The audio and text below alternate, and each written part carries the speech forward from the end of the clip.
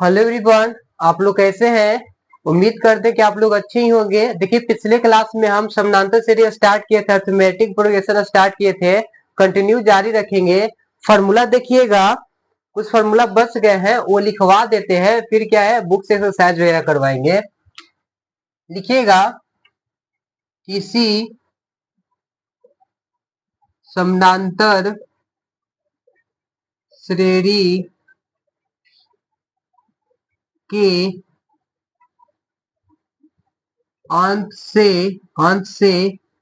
एनवा एनवा पद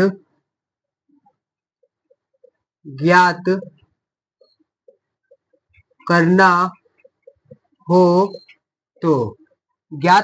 हो तो किसी समानांतर श्रेणी के अंत से नवा पद ज्ञात करना हो तो देखिए यहाँ पे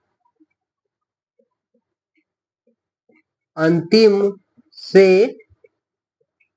एनवा पद फॉर्मूला देखिए क्या होगा। एल माइनस ब्रैकेट में एन -1 इंटू डी, ये होगा फॉर्मूला। याद रखिएगा ये, ठीक ना। जहां पर एल क्या होगा, अंतिम पद, यहाँ पे पदों की संख्या, ठीक ना। और ये हो जाएगा आपका सार्व अंतर, ये होगा ना। ठीक, जैसे एग्जांपल देखिएगा बच्चों, यहाँ पे 3, 6, 9, 12 डॉट डॉट 99 के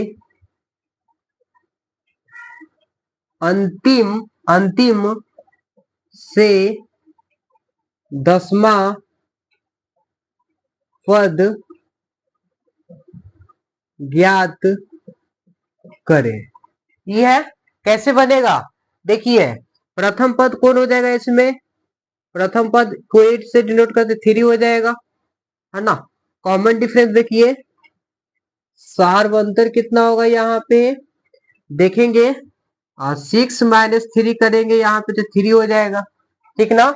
और लास्ट पद अंतिम पद क्या है, 99 हो जाएगा, ये हो गया, ठीक ना।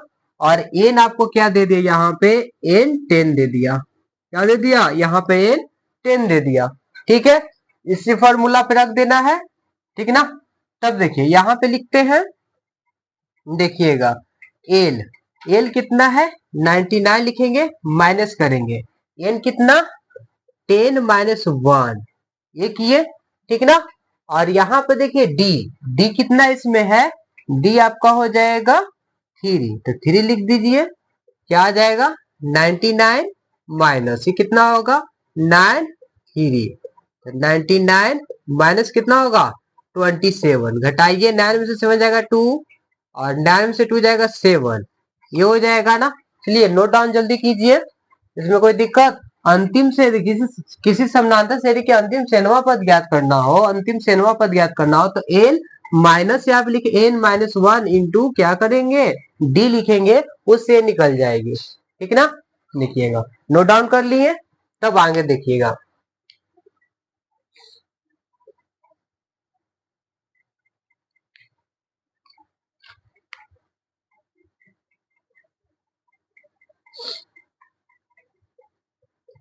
अंक गणितीय माध्य अर्थमेटिक मीन जिसे शॉर्ट में एम बोलते हैं,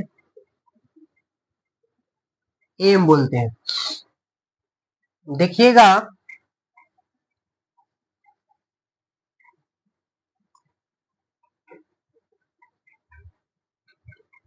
यदि 3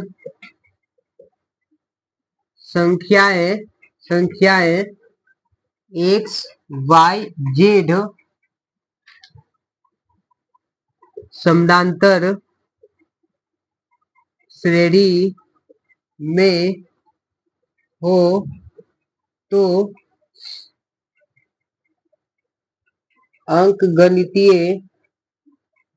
गणितीय अंगणितीय माध्य क्या हो जाएगा, y होगा। क्या होगा, y होगा। ठीक ना, अंगणितीय माध्य क्या होगा, y होगा। ठीक, देखिए यहाँ पे माना कि यहाँ पे a एवं b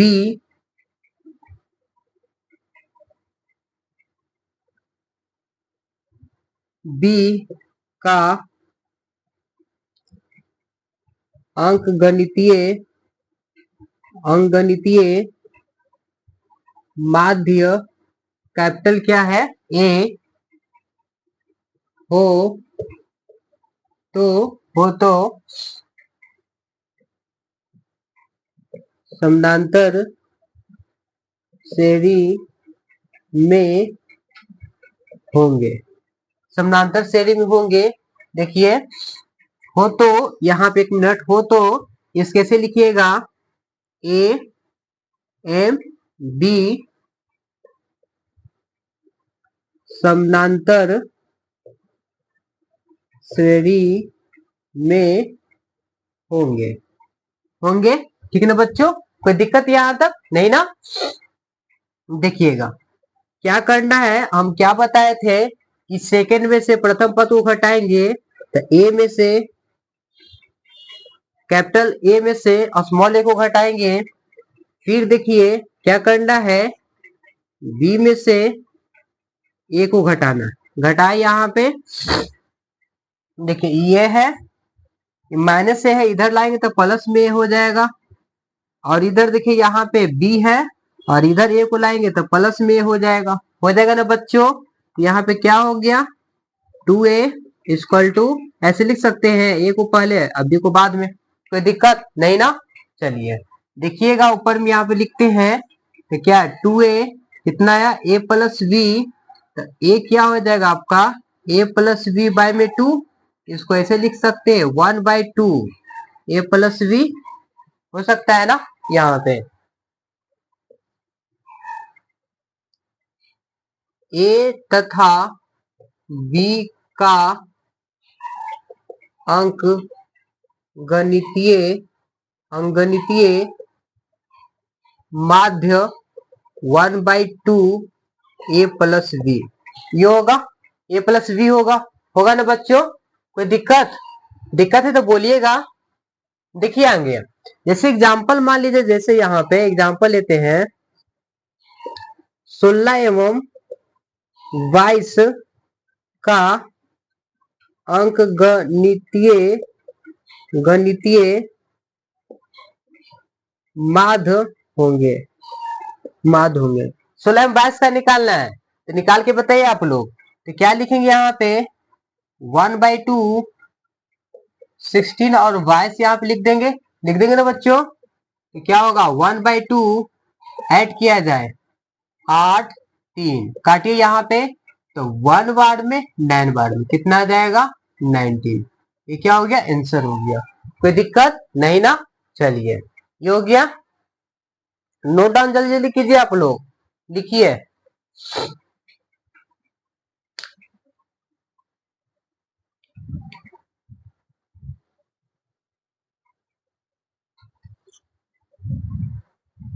नोट डाउन कर लिए बच्चे, आगे देखिएगा।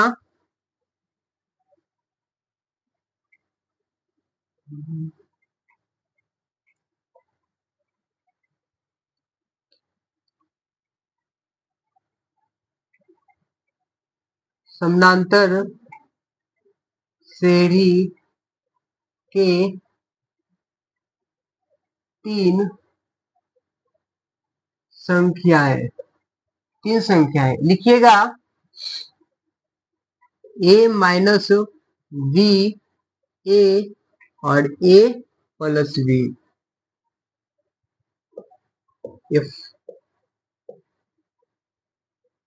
समानांतर श्रेणी के चार संख्याएं पूछेगा। ठीक, तब लिखिएगा ए माइनस 3d हो जाएगा ए प्लस 3d। ये हो गया ए माइनस डी और ए प्लस डी। ठीक, ये लिखिएगा। समानांतर श्रेणी के 5 संख्याएं, ये निकालना होगा। ए माइनस 2d, ए प्लस 2d और ये लिख दीजिएगा ए माइनस बी और ए प्लस बी और ए। 5 हो गया, कोई दिक्कत नहीं ना? तो रिवीजन कर लीजिएगा। कल फॉर्मूला क्या बताए थे? ए एन या टी एन इक्वल टू क्या बताए थे? A N minus 1 into D, है ना? ये अंतिम पद बताए थे, यहाँ पे एनवा पद निकालना होगा तब, ठीक ना? ये क्या था? प्रथम पद था, प्रथम पद था। ठीक, ये पदों की संख्या रहेगा, पदों की संख्या से एनवा पद। यहाँ पे क्या 10वां पद, ये सब लिखा हुआ रहेगा। डी रहेगा, सार्व अंतर रहेगा, याद रखिएगा। कल समांतर श्रेणी के बताए थे, अनुक्रम भी बताए थे। एक बताए थे परिमित अनुक्रम, आप लोग याद है? बताइएगा। फिनाइट सीक्वेंस, ये बताए थे। औसा अनुक्रम जिसमें पदों की संख्या निश्चित हो, ये बताए थे कि औसा अनुक्रम जिसमें पदों की संख्या निश्चित हो उसे परिमित अनुक्रम कहते हैं। ठीक, अपरिमित क्या बताए थे? अपरिमित अनुक्रम, इन्फिनाइट सीक्वेंस क्या बताए थे? जिसमें औसा अनुक्रम जिसमें क्या बोलते हैं कि अंतिम पद क्या हो? नहीं हो, मतलब निश्चित नहीं हो। इसमें आपका निश्चित रहेगा, ठीक ना? यहाँ पे लिमिट रहेगा, लेकिन इसमें आपका निश्चित नहीं हो, उसे अपरिमित अनुक्रम कहते हैं। बताए थे, ये बता दिए थे। कोई दिक्कत यहाँ तक? और सार्व अंतर देखिएगा, सार्व अंतर कॉमन डिफरेंस क्या बताए थे? ये धनात्मक भी होगा, धनात्मक,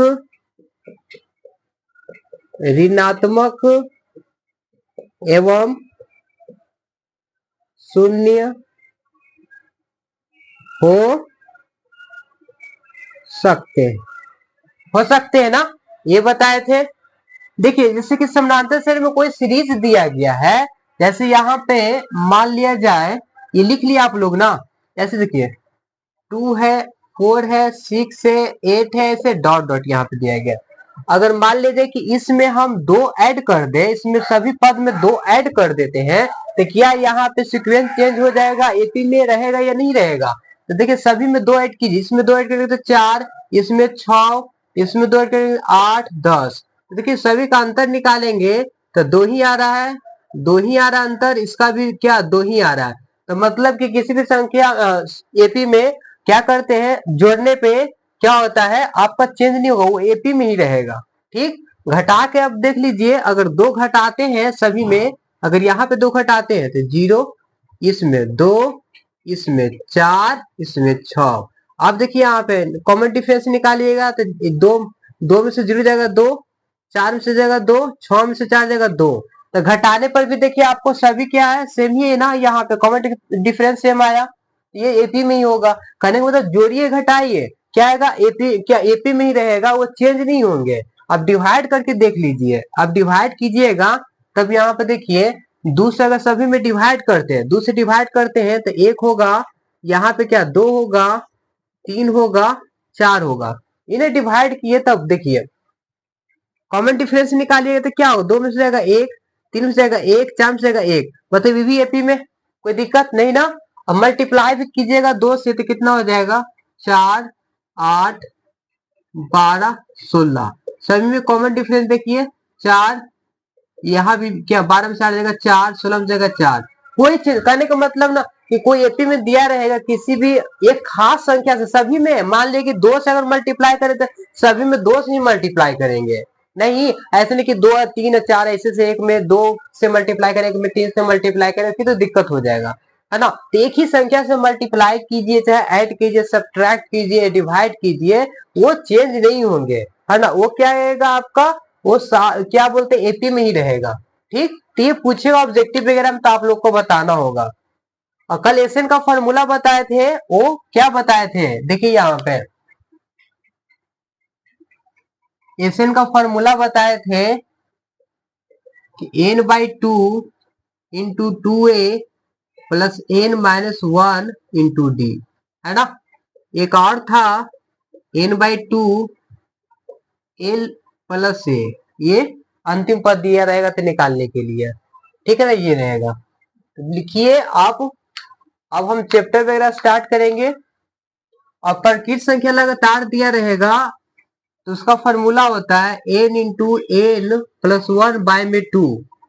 प्राकृत संख्या लगातार में जैसे 1 2 3 4, है ना, तो उसका ये फॉर्मूला होगा, याद रखिएगा।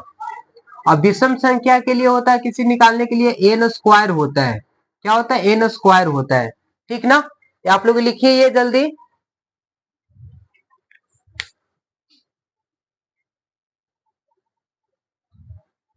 देखिए बच्चों, कुछ क्वेश्चन लिखे हैं, आपको बना करके घर से लाना है।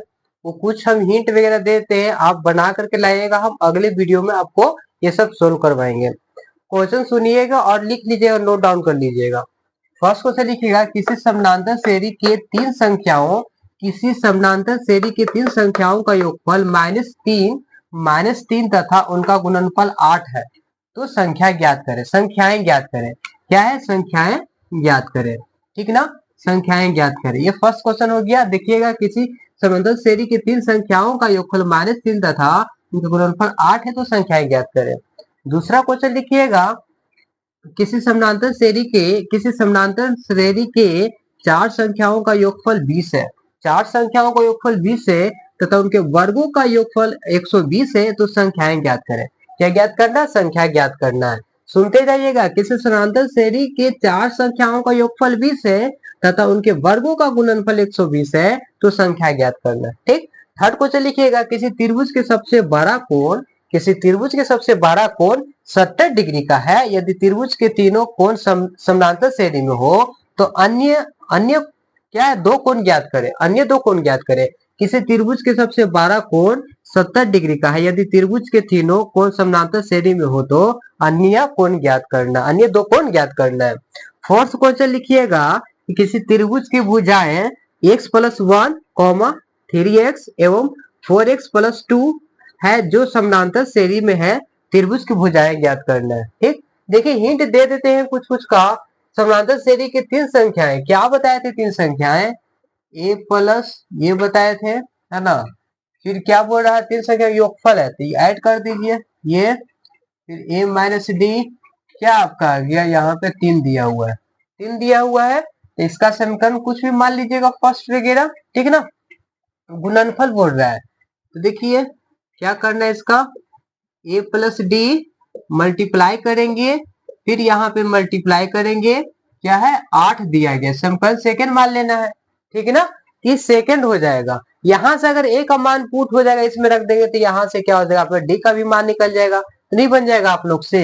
देखिए a+d है और a है, a-d है, -3 है, तो यहाँ से कट कर d से d खत्म हो जाएगा, तो 3 है, और यहाँ पर -3 है, तो यहाँ से a के मान निकाल सकते हैं ना बच्चों। 3 हो जाएगा, तो यहाँ पे क्या हो गया, -1 हो गया।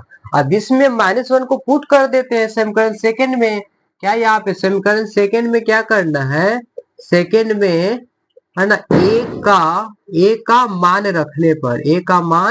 रखने पर, अब रखिए मान इसका, a का मान -1 आया, यहाँ पे 1 d कर दिए, कोई दिक्कत नहीं ना। फिर a का -1 ये कर दिए, फिर -1 इंटू डी कर दिए, ये कोई दिक्कत नहीं ना। अब क्या करना, मल्टीप्लाई कर देना। तो ये चीज मान रखने से पहले आप लोग देखिए यहाँ पे क्या कीजिएगा, आप लोग का सुविधा होगा, यहाँ पे देखिए a प्लस बी और a माइनस बी पर यहाँ पे a square minus D square, ठीक है ना। आप लोग के लिए ही अच्छा होगा ये चीज कीजिएगा, तो ज्यादा मल्टीप्लाई नहीं करना पड़ेगा।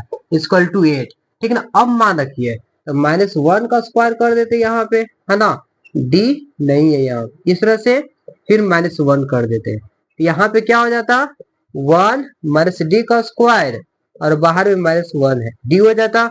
मल्टीप्लाई कीजिए यहाँ पे, मल्टीप्लाई करते तो -1 और ये प्लस डी स्क्वायर हो जाता और यहाँ पे क्या हो जाता 8 हो जाता, होता ना यहाँ पे।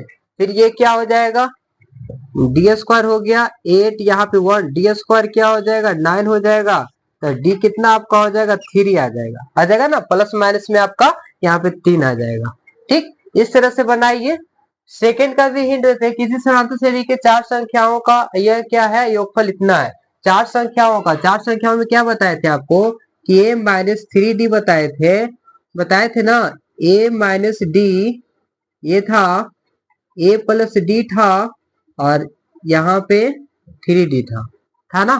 प्लस प्लस प्लस क्या योगफल दिया गया इसका 20 लिख दे, समीकरण 1 मान लेते, ठीक है ना, 1 मान लेते। चलिए ये वाला लिखिए, देखिए ये 1 मान लेते, इसका समीकरण 1 मान लेते। फिर सेकंड में चलते, उनके वर्गों का योगफल इतना है, इनका वर्गों का 1 माइनस 3d इसका स्क्वायर करते, फिर कितना था a माइनस डी इसका स्क्वायर करते, ठीक ना। फिर क्या था a प्लस डी इसका स्क्वायर करते, फिर क्या था a प्लस 3d इसका स्क्वायर करते, और यहाँ पे क्या था 120 था, इसको क्या मान लेते सेकंड समीकरण मान लेते, तो मान निकल जाता आपका ना, तो निकाल लीजिएगा, इजी है ना। ए माइनस बी का होल स्क्वायर पे क्या करना ब्रेक कर लेना, ठीक। देखिए हिंट हम दे दे रहे हैं आप लोग का, आप खुद बना के लाइएगा। फिर तीसरा, किसी त्रिभुज के सबसे बड़ा कोण 70 डिग्री है, सबसे बड़ा कोण 70 डिग्री है, ठीक ना। और फिर यदि त्रिभुज के तीनों कोण समानांतर श्रेणी में है, तो देखिए एक्स वाई क्या मान लीजिए, एक्स है ना, वाई है और यहाँ पे 70 है, यहाँ पे इस तरह से दिया गया है, तो एक समानांतर श्रेणी में है। तब मान के बनाइए यहाँ पे एक्स वाई क्या मान लिया, यहाँ पे दो कोण मान लिया, एक तो दिया सबसे बड़ा कोण आपको 70 दे दिया है, तो आप यहाँ से निकाल सकते हैं, ना। तो निकालिए, घटाइएगा इसमें से, फिर इसमें से घटा करके क्या कर सकते हैं निकाल सकते हैं। और फिर क्या एक बार क्या कर लेना है एक्स प्लस वाई और फिर क्या करना 70, और यहाँ पे एक समीकरण आ जाएगा, ये आपका क्या आ जाएगा सेकेंड समीकरण, फर्स्ट समीकरण सेकेंड। फिर वहां से क्या करना यहाँ पे 180 हो जाएगा, इक्वल टू 180, ये पे करेंगे तीनों कोण का 180 होता है ना, ये करके वहां से एक्स वाई का मान आपको निकल जाएगा। ठीक, ये कर लेना है, बनाने का प्रयास कीजिएगा। ठीक, हम हिंट दे रहे हैं आप लोग का। फिर यहाँ पे देखिए किसी त्रिभुज की क्या x प्लस 1 3x 4x है, तो समांतर श्रेणी में हो तो त्रिभुज को भुजाएं ज्ञात करना। इसके लिए क्या करेंगे, देखिए जैसे इसमें से 3x में से क्या घटा देना है x प्लस 1 घटाना है, ठीक। ये होगा एक बार 4x प्लस 2 में से माइनस कर लेना 3x को, इक्वल करके यहाँ से x का मान निकल जाएगा, तो एक बार पुट कर देना है किसमें 3x वाला में x प्लस 1 में 4x प्लस 2 में, तो वहां पे क्या हो जाएगा आपका मान निकल जाएंगे। तो आप लोग से हो जाएगा ये ना, नहीं होगा तो हम अगले वीडियो में आपको पूरा बता देंगे। हिंट हम दे दिया आप लोग का, ये काफी है, ठीक है। Take care you, bye bye.